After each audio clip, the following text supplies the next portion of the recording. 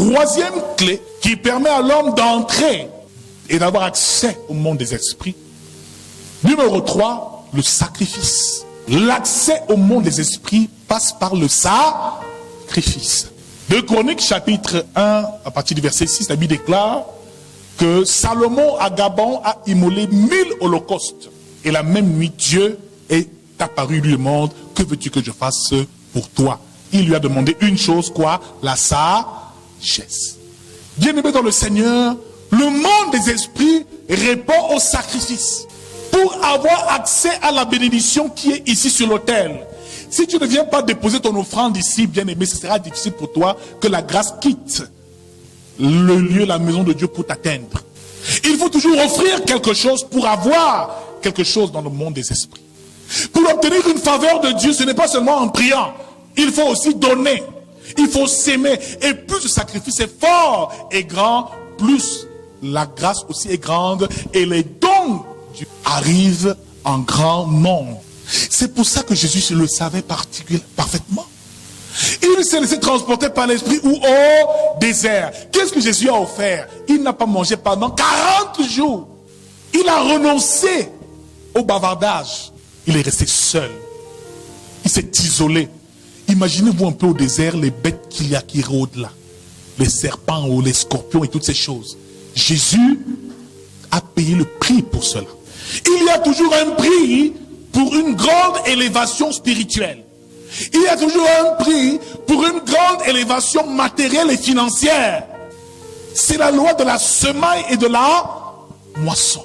Tu ne peux pas vouloir des grosses bénédictions et faire peu de sacrifices. C'est impossible. Le monde spirituel ne marche pas comme ça. C'est pour ça que les chrétiens sont les derniers en tout. À l'église, ils ne savent pas donner, s'aimer, faire des sacrifices pour que Dieu les élève. Ce sont les païens ou parfois même les sectaires qui construisent les églises et les temples où nous travaillons. Parce qu'ils connaissent et ils savent que le sacrifice est une porte d'accès aux bénédictions. Frère, parce qu'il a donné 5 millions, toutes nos grâces là, c'est lui qui prend. Parce qu'il a semé plus que tout le monde. Nous sommes assis sur les chaises qu'il a achetées. Nous prions sur le terrain qu'il a offert. Bien-aimés dans le Seigneur, toutes nos prières, qu'on le veuille ou non, convergent vers lui. C'est une porte d'accès au monde des esprits. Mon frère, ma soeur, quelqu'un te donne de l'argent et te dit qu'il te dépanne, tu ne sais pas. En faisant cette offrande-là, il ouvre une porte d'accès à ton âme, ton esprit. Il peut avoir accès à lui. Le chrétien ne comprend pas que le chemin de la spiritualité est le chemin du sacrifice. Jésus est venu sur terre, qu'est-ce qu'il a fait? Il s'est sacrifié. Dieu a tant aimé le monde qu'il a donné son fils unique. Abraham aussi est passé par là. Il était prêt à immoler son propre fils Isaac. C'était le chemin de feu, son baptême de feu. Il devait prouver que cette foi-là, il l'avait réellement. Et le chrétien ne veut rien perdre.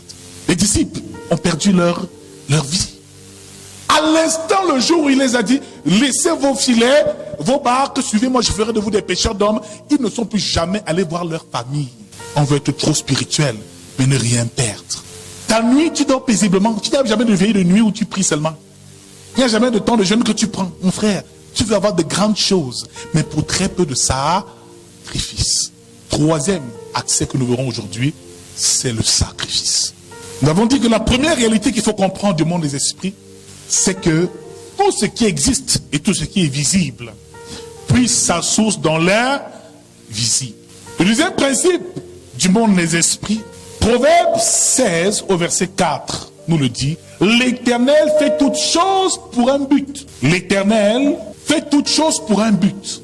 L'Éternel fait toutes choses pour un but, même le méchant pour le jour du malheur. Deuxième principe du monde des esprits. Il n'existe pas de hasard. Il n'y a pas de rencontre au hasard. Il n'y a pas de situation au hasard. Un homme qui connaît la spiritualité sait que toute chose qui arrive a une raison d'être.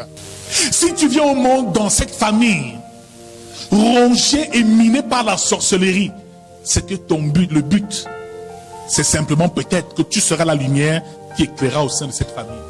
Si pendant de longs mois, des années, tu te retrouves malade, il y a une raison à cela. Soit c'est ton propre péché, soit tes parents ont péché, soit c'est la gloire de Dieu qui doit se manifester. Toute chose a un but, a une raison. Pourquoi est-ce que je vais dans telle école? Pourquoi je rencontre une telle personne qui me fait autant de mal? Bien-aimé dans le Seigneur, peut-être tu es avec elle parce que tu payes quelque chose. Ah, je cherche à avoir les enfants, je n'arrive pas à concevoir. Qu'est-ce qui se passe? Frère, peut-être que tu as eu à faire quelque chose. Je n'arrive pas à travailler. Peut-être tu as eu à faire quelque chose. C'est la résultante de quelque chose et d'un mouvement qui a eu sur le spirituel, parce que tout acte que l'on pose sur terre a un effet dans le spirituel. J'ai connu une femme qui passait le temps à insulter les enfants des autres. Elle disait que les enfants des autres étaient trop laids. Chaque bébé était laid. Quand elle a accouché sa part d'enfant, c'était grave. Un coup type comme ça qui n'a jamais grandi. Elle a mis les mains sur la tête, elle a dit, mon Dieu, ma part est arrivée. Il n'y a aucune rencontre au hasard. Il n'existe aucune situation qui se passe par hasard dans la vie d'un homme. Lorsque Moïse a quitté l'Égypte, a fui l'Égypte comme un pauvre malheureux, ça ne s'est pas fait par hasard. Quand Moïse a commencé à souffrir en Égypte, ça veut dire que le temps que Dieu a prévu pour qu'il commence sa mission avait déjà commencé. Moïse, qui était un soldat, fils de Pharaon, grandi dans la sagesse égyptienne, occultiste de son état, élevé, Dieu, pour pouvoir l'utiliser, devait d'abord l'abaisser. Moïse a quitté l'Égypte. Il allait où? Faire une rencontre. Il rencontre qui? Jéthro, qui devient par la suite ton beau-père. C'est Jéthro que Moïse a appris l'humilité, a appris à servir, a appris à être un berger pour un troupeau. Comment vas-tu libérer un peuple quand tu n'arrives même pas à... Tu ne sais même pas t'occuper d'un simple troupeau de moutons. Il était berger à cette époque-là. C'était qu'il était en plein apprenti. Quand Dieu apparaît à Moïse, c'est au moment où Aurélie était encore en train de faire perdre le troupeau de Jéthro. Il a appris le service. Moïse, qui vivait dans l'opulence, se retrouve dans la galère à Madian. Il aurait cru que le monde s'est écroulé sur sa tête, mais il ne le savait pas. Ou peut-être le savait-il, il était en préparation pour quelque chose. Plus tard, quand il libère le peuple, Jéthro va le voir au désert et lui dit, Moïse, organise des hommes en groupe de 100, de 50 et tout le reste, organise ton travail, parce que Jéthro était une rencontre prophétique pour Moïse. C'était une personne qui spirituellement était disposée à mener et à soutenir Moïse dans sa mission. Dis avec moi, dans le monde spirituel, il n'y a pas de hasard. Demande-toi toujours pourquoi est-ce qu'à cette période je rencontre cette personne. Pourquoi? Quand le roi Saül de Benjamin a été envoyé par son père qu'on appelle Kis, va me chercher les 3 années, ces années qui ont fui. Saül a pris le serviteur de son père et allé chercher les ânes. La même Bible nous fait comprendre que sur le chemin, ils n'ont pas trouvé les ânesses. Et là où Saül a voulu rentrer voir son père, il dit au serviteur, notre père est en train de s'inquiéter. Le serviteur lui dit, non, ici quelque part il se trouve un voyant. Samuel, alléluia. Dis avec moi, il n'y a pas de hasard. Pendant qu'il s'apprête à aller chez Samuel, Dieu a informé Samuel que celui-là sera le roi d'Israël. Quand il arrive, la rencontre prophétique se fait. Bien-aimé dans le Seigneur, quand tu dois être un homme élevé en dignité, un homme que Dieu va étendre et va élever, quand tu dois gérer les destinées des hommes, tu ne peux jamais arriver à ce sommet sans avoir rencontré un prophète dans ta vie, sans qu'un prophète ne t'ait oint. C'est impossible.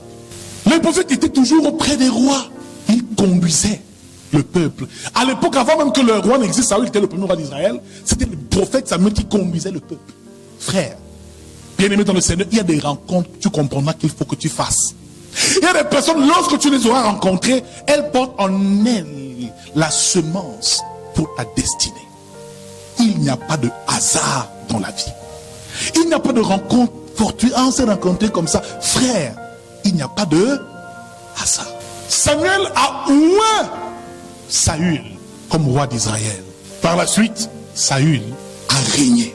Samuel, par la suite, plus tard, et nous comprenons pourquoi Saül a perdu sa couronne royale, il a oint le roi David. Il était le conseiller. Par la suite, après sa mort, c'est Nathan qui a continué de conduire David. Frère, il n'y a pas de rencontre au hasard. Si un jour de ta vie tu as rencontré un prophète, c'est que Dieu a un plan pour ta destinée. Il n'y a pas de hasard. Il faut comprendre quelle est l'importance de cette rencontre dans ma vie. Et le rôle du prophète peut être joué par beaucoup de personnes. Ça peut être même la femme que tu rencontres. Dès que tu le rencontres, ta vie change. Ça peut être un ami, tu le rencontres, il est toujours là. Dès que tu le rencontres, tu sens qu'il a un impact. Tu sens que ta destinée est liée à la sienne. Comme David et Jonathan, il dit, son âme était liée à l'âme de Jonathan. Bien aimé, on ne sait pas pourquoi il y a certaines relations, certaines rencontres. Dieu ne fait rien au hasard. Et c'est parce que Saül a cru que Dieu faisait les choses au hasard qu'il a perdu sa couronne. Il n'a pas compris le rôle de Samuel à ses côtés. Bien-aimé dans le Seigneur, la suite de notre enseignement nous parlera du fait que ce principe spirituel doit être compris. Rien n'est fait au hasard et toute chose est faite pour un but.